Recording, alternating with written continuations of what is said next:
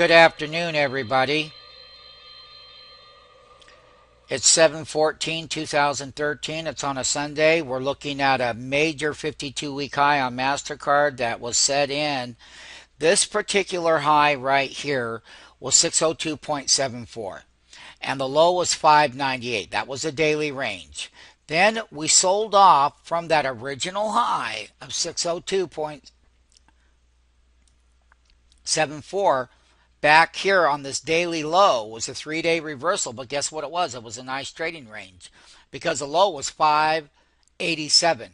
So it does like to have reversals when it gets extremely overbought. One of the things about this particular high here that was set on 7/11, today is the 14th, of course, but on 7/11, the high was 601.62 and the low was 592.6.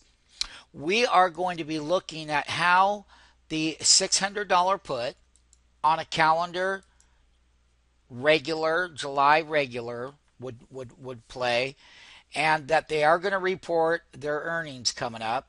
So the $600 put, we'll take a look at the 605, which was in the money. So let's take a look. Here is a $600 put on a daily chart. I will show you carefully that they're marked down here to the low of $5.22 on 7/12. Today is 7/14. Then they came up and they had the high of $7. They're totally deflated. Mastercard does like to have reversals, and we look at buying the $600 put. If it wants to go back up to the 52-week high, we'll look at taking the monthly regular put that was way over here at $30 a contract. The low of that contract was $9.30, and it made a move off of the bottom. Remember, that's 1046 where they closed. They move differently. The premiums are totally different. So we're looking at a 605 put in the money for calendar monthly expiration, and we're looking at the $600 put that is totally deflated down here, and I'll give the alarms with the MMTs as to what price levels that we would buy those at based on Mastercard on a 60-minute level. You can clearly see that it likes to sell down from the top. It sold right up here on a 60-minute level. That high was 598, and the next 60-minute low bar right here was 592. So then on Friday they came right back up and closed it at 598. Here is those highs up here. Here's that first high that I talk about at 602.74. Then we come up and we make a high here on 7/11. And then we come, so the high here on 7/11 was 601.62, but look at the lows here. The following day we traded down to